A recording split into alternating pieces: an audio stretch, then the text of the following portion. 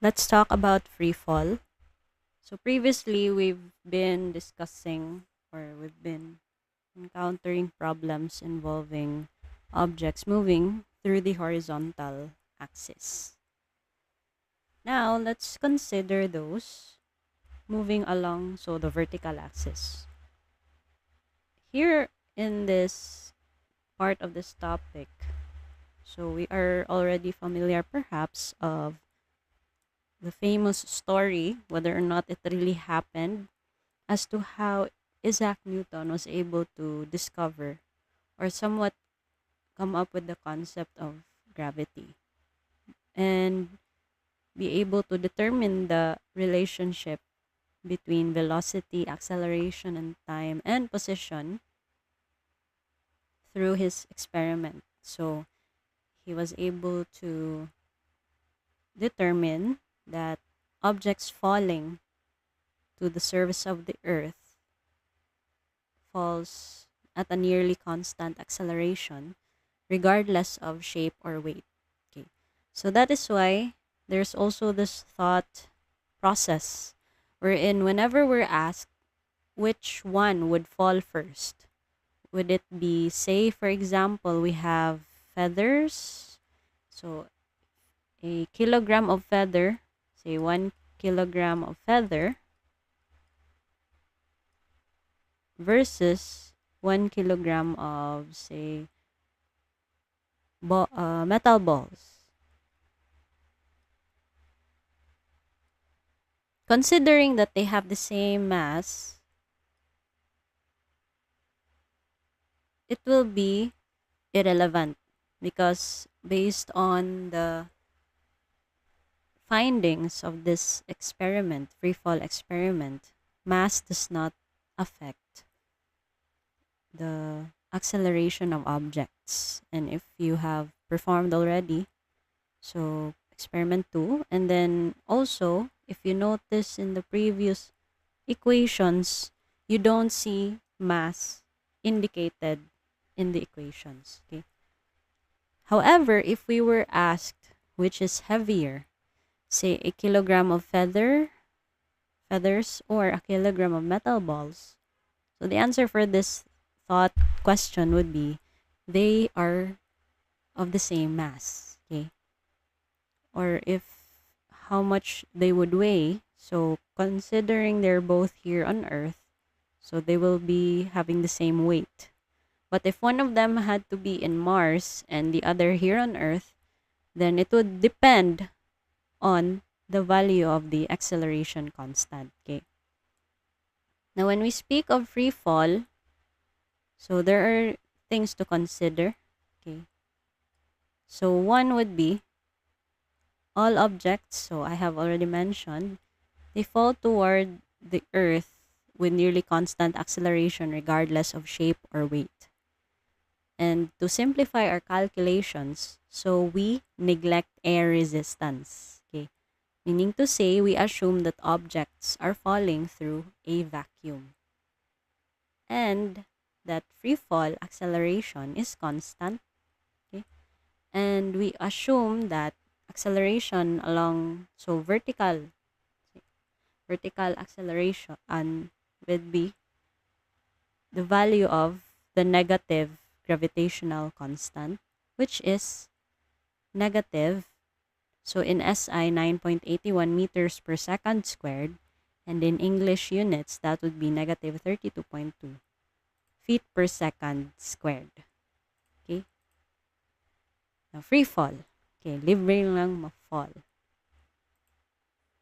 But, the concept of free fall is not limited to objects being dropped. So, it also includes when that object, so aside from being dropped down with an initial velocity of 0 meters per second, there's also this consideration wherein when we throw an object upwards, there will come a time wherein its velocity will be 0. However, due to the constant acceleration, that object will go down towards the surface of the earth. Okay. Lastly, so when the objects are being thrown down, meaning to say initial velocity is not zero. So under the influence of gravity, so that object will approach the surface of the earth as well, which is similar to the dropping of the ball in dropping of the object initially at rest. However, what would vary here is the time it takes for the object to reach the earth. Okay. So, recalling from our previous discussion, so we already know from where or from which definition of relationships of quantities these equations come from.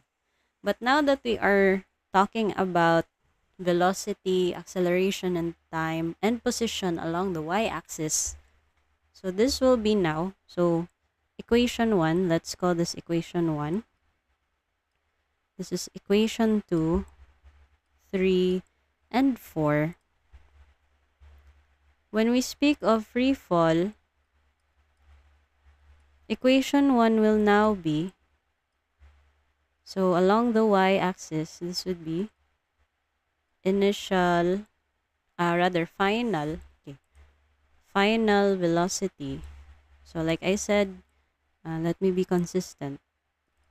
Final velocity along the y-axis equals initial velocity along the y-axis plus acceleration along the y-axis times time, where acceleration along the y-axis is negative g.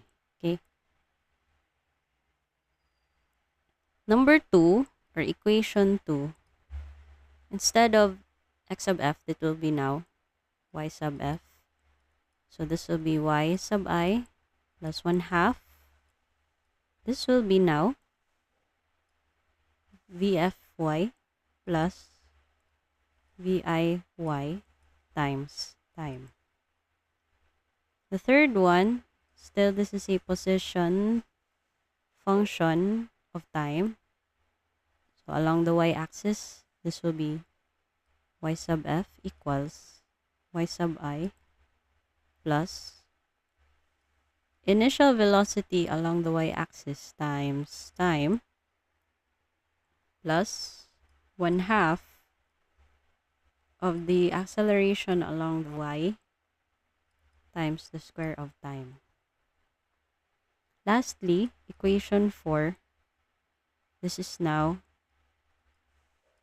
final velocity along the y squared equals, so initial velocity along the y-axis squared plus 2 times the acceleration along the y times change in position, so y sub f minus y sub I. Okay, take note this is also a small or a lowercase y. So this one, this is horizontal, so rectilinear motion rather. And this one, these are the equations for free fall. Let's have an example. An apple at rest fell down from a tree in a vertical motion. Very redundant. How far will it drop in 3 seconds? We're given, so an apple at rest, meaning to say initial velocity would be 0.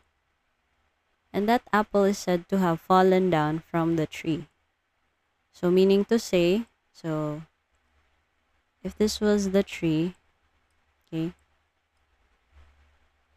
there's no brown. So assume that's brown. Okay. And then there's this apple somewhere here.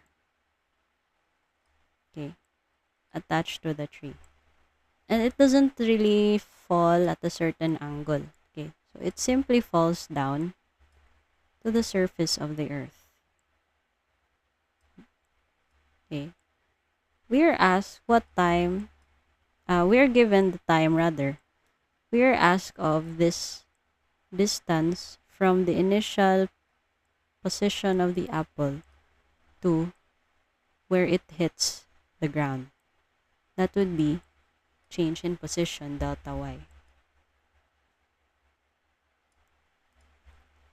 Another quantity we know is that time for the apple to drop would be 3 seconds. Aside from that, we know acceleration due to gravity is negative 9.81 meters per second squared.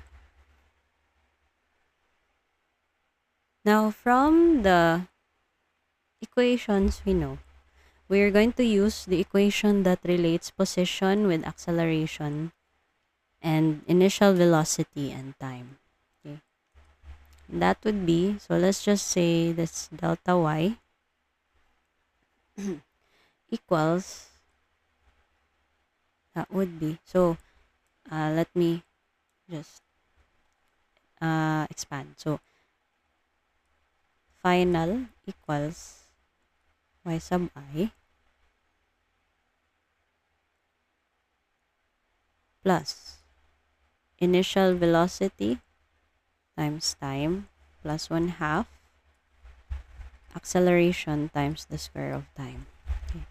We know initial velocity is 0, so this will be 0. Okay. Now, our final, so what is our final? Our final position. Suppose we set the ground as 0. Okay. If we set the ground as 0, then y sub f will be 0. Okay. Then this will be now y sub I plus 1/2 times.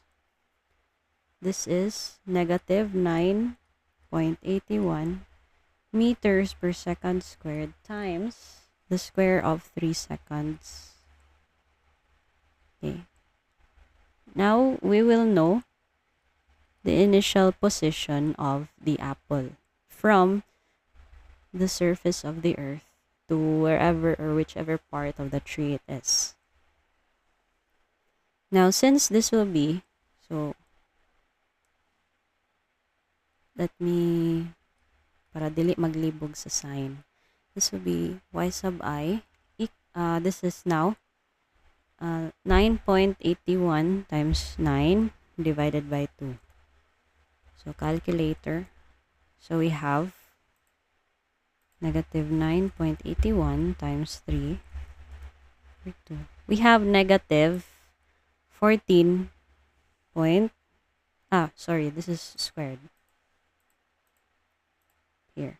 Negative 44.15. Okay. This is negative 44.15 meters. Then move it to the other side, meaning to say the initial position was 44.15 meters above the ground. So it will fall 44.15 meters above the ground. So we can say that delta y is equal to 44.15 meters. Okay, so this is the answer for the first sample problem. Okay.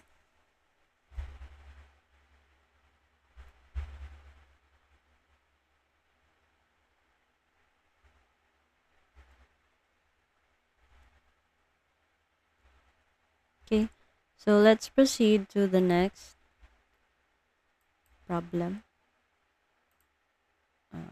Here. Still similar situation. An object is dropped from rest from the top of a 100-meter building. How long will it take for the object to hit the ground? Say we have here a building. Oops. And then the object is dropped from here. Say somewhere here. And the level, so it's we try to neglect. Okay, negligible ba karon? The object will drop here.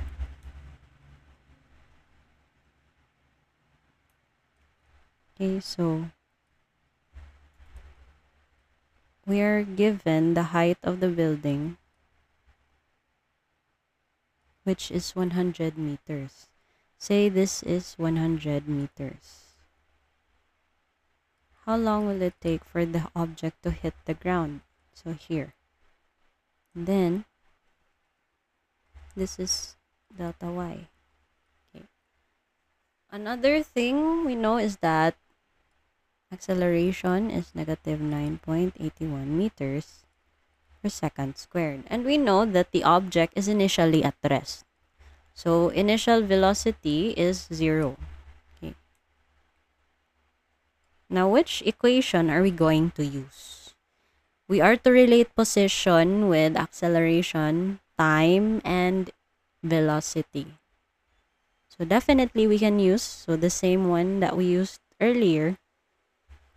So, that would be delta y equals, so this is initial velocity times time plus 1/2 of acceleration times square of time. Now, do know this will be 0 since initial velocity is 0. And because suppose the ground is 0, considering if it were an axis, okay, so what we could do is that the height or the direction of the object, since it's going down, so we know that final position is 0. Okay. So that would mean delta y is considerably negative 100 meters. Okay. This would be 1/2 times negative 9.81 meters per second squared times, we don't know time. That's what we're looking for. So time is equal to, so this will now be the square root of 2 times negative 100 meters all over negative 9.81 meters per second squared. This will now be the length of time that the object would take to hit the ground. Okay.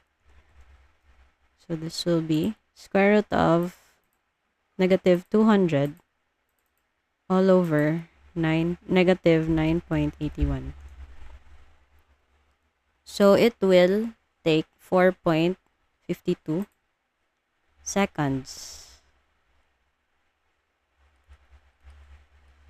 for the object to hit the ground. Okay, so it's dropped at rest.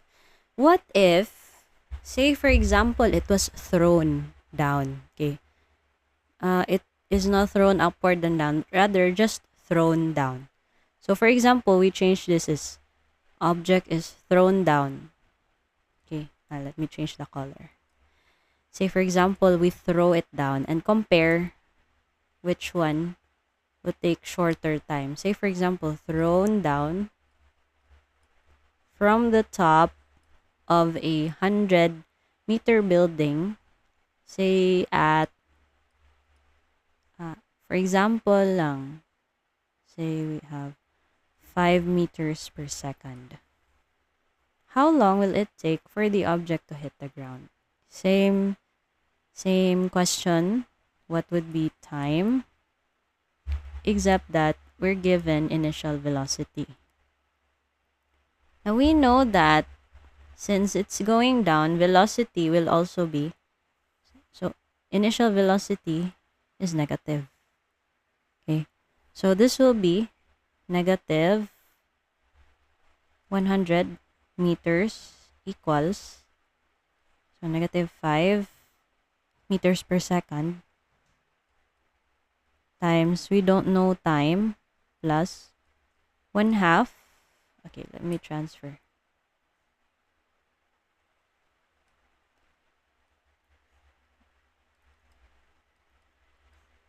So that would be times time plus 1/2 times negative 9.81 meters per second squared times t squared.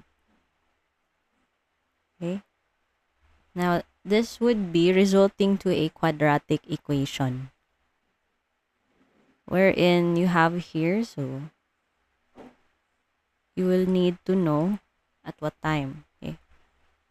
So, we already recall, so quadratic equation, it's going to be negative b plus minus square root of b squared. So, if you recall, x equals negative b plus minus square root of b squared minus 4ac all over 2a, where a is this coefficient, c is your constant, okay, and b is the coefficient of the second.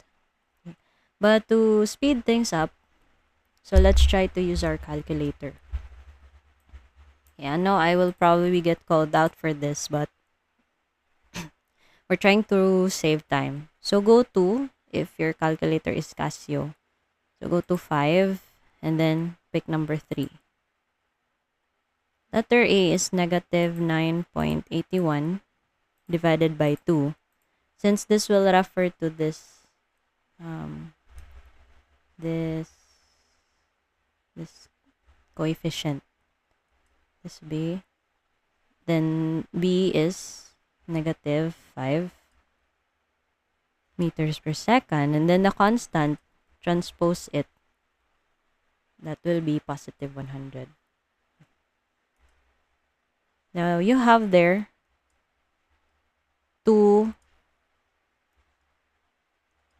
there are two time answers. Okay, two answers for this one, wherein you have a positive and the other one is negative. Now, by analyzing, say we have t sub 1, okay, we're given t sub 1 is approximately or around, okay, so t sub 1 is around 4.04 seconds, right? And t sub 2 is around negative 5.05 seconds. Okay, this is 3. Now, if you were to think about it, so think of, say you want to reach a certain place faster, okay?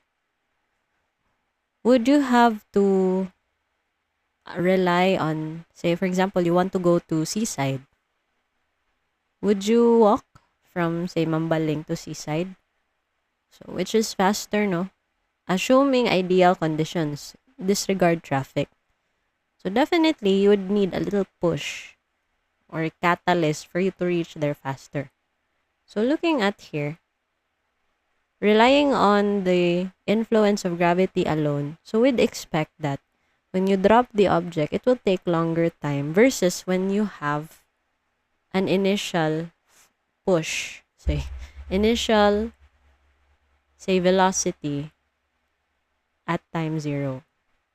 Okay, so for here, we will consider this answer since there's no such thing as negative time. And also, by magnitude alone, we know that if you throw something, it will reach faster compared to when you simply rely on the influence of gravity alone. Okay? So there's the difference, drop from rest versus when the object is thrown down from the top of a building. Next example, a cliff diver from the top of a 70-meter cliff begins his dive by jumping up with a velocity of 5 meters per second. How long does it take for him to hit the water below And what is his velocity right before he hits the water? Okay.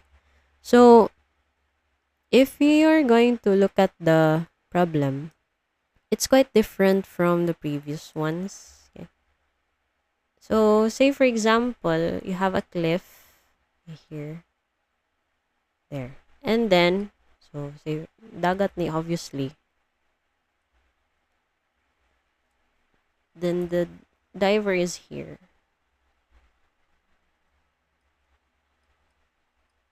This diver would have to jump up. So, initial velocity is 5 meters per second. Okay. Particularly positive because remember, we're considering up as positive and down as negative. Okay. That's our convention here. Now, when this diver, so here, this would be 70 meters. When this diver would now be going down for real, we are now asked what would be his velocity right before he hits the water. Because we assume that the surface of water is our zero. Okay? In case you're wondering why before he hits the water. Okay? We're looking for his velocity before he hits the water. Because we're considering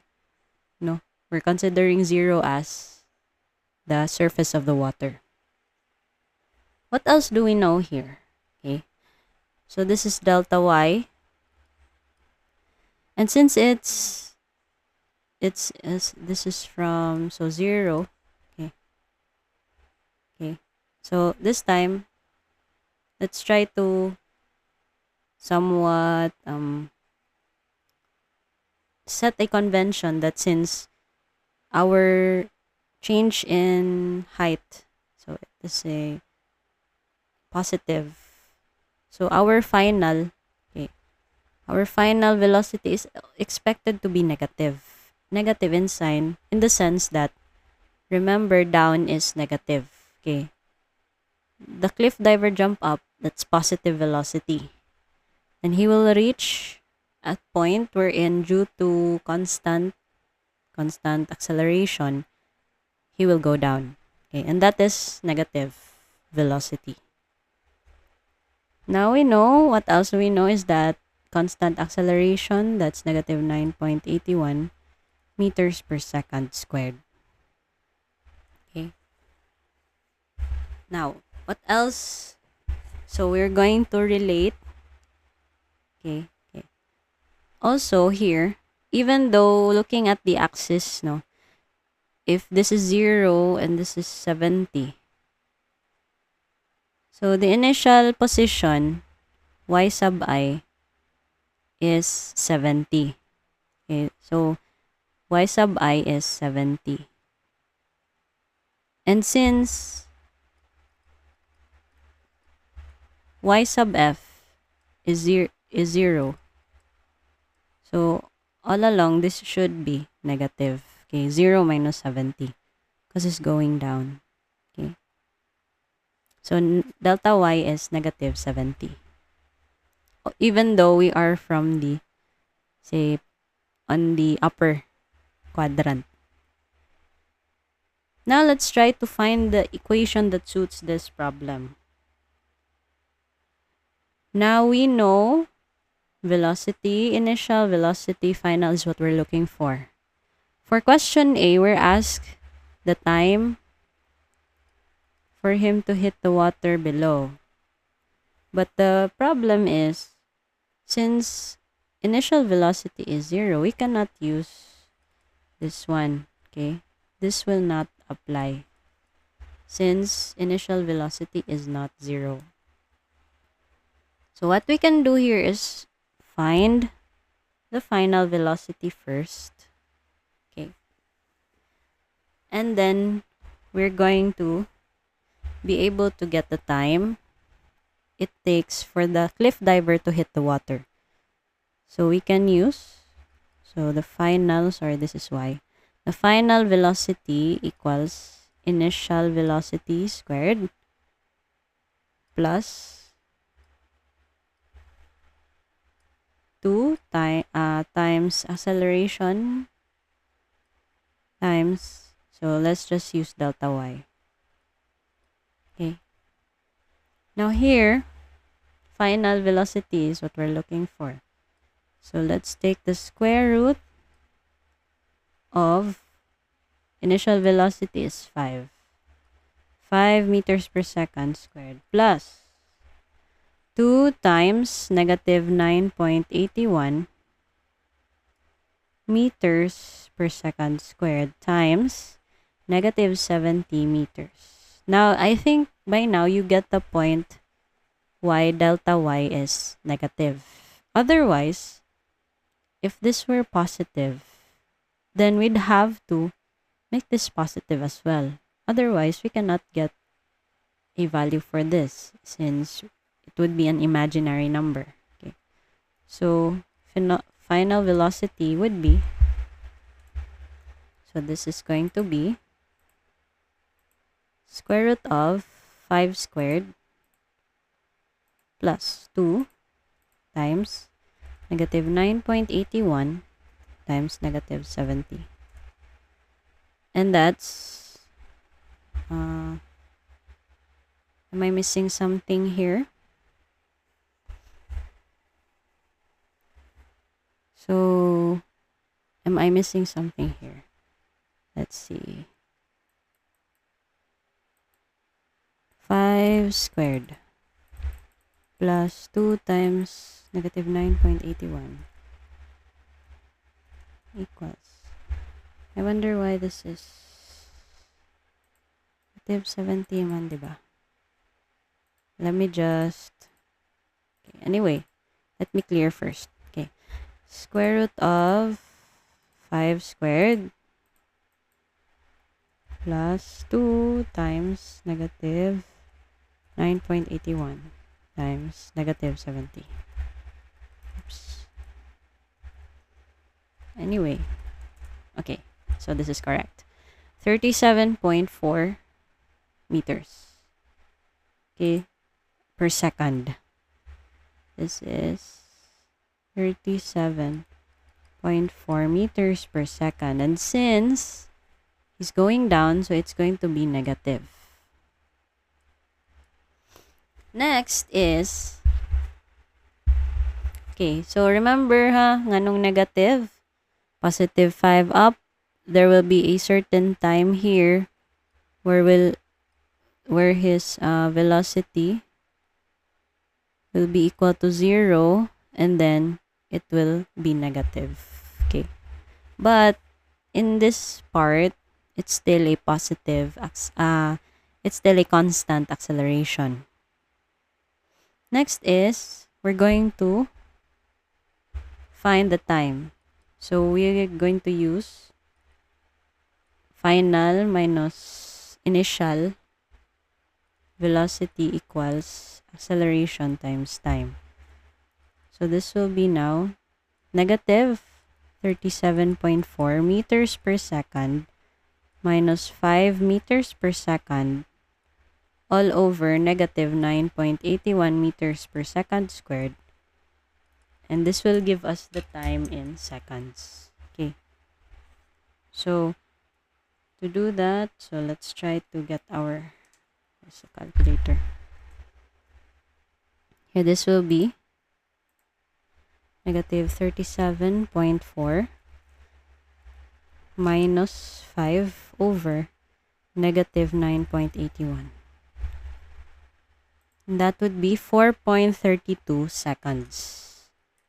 So it takes him 4.32 seconds for him to hit the water below the cliff. Okay, so here we're able to find, or we're able to get the time and final velocity. So of a person, so going up, then going down.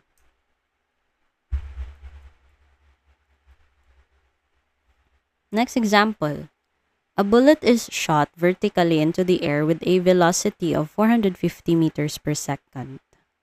Neglecting air resistance, how long is the bullet in the air and how high does the bullet go? Now here, how long is the bullet staying in the air? Meaning to say we're asked of the time that the bullet stays in air. And second, how high does the bullet go? So we're asked of the change in position or displacement. So for example, say this is the bullet. So there's a gun. Say for example, there's the gun there. Okay, and then, so supposing fire siya, and then the bullet goes up, and then this bullet will stay mid-air. Oh, should be here, there. And then this bullet will return. Okay, same ra gihapon. Meaning to say, it will reach a peak again where velocity will be 0, but still acceleration is still constant. Meaning you will have a time that the bullet goes up and the time that the bullet will go down. And considering that it is simply going back to where it is from, so simply the time that the bullet goes up is equal to the time that it goes down. Okay? So meaning to say the time total wherein the bullet stays in the air is the time that it goes up plus the time that it goes down, or simply twice the time it goes up. Okay. Now let's try to look for that time. We know that acceleration is negative 9.81. And then we know that the initial velocity is 450 meters per second. And since it's going up, so it's positive. Okay, now let's find, so we know now acceleration and velocity. Now, what would be the final velocity? Okay. So the final velocity would be this part here, wherein it will pause. Okay, it will reach a peak, maximum height. This is maximum height. Okay. Meaning to is 0. Okay. Oh, excited. Velocity is 0. Now we can solve for time. It goes up. Okay. Time it goes up is equal to final, which is 0 minus 450 meters per second all over negative 9.81 meters per second squared. The time it goes up would be,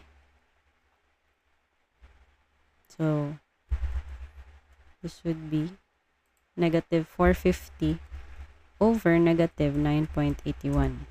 That's going to be 45.87 seconds. So 45.87 seconds. So time total would be twice this value. So that would be times 2.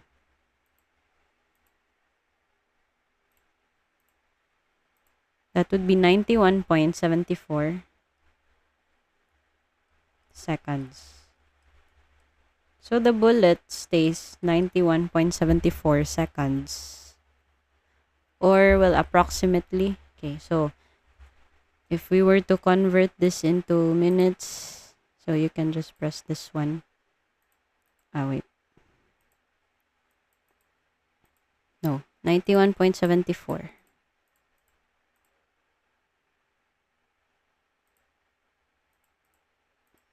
I forgot. 91.74. No. 91.74 divided by 60 to know in minutes.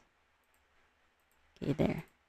So that's 1 minute and 31 seconds. Okay, so approximately 1 minute, 31 seconds.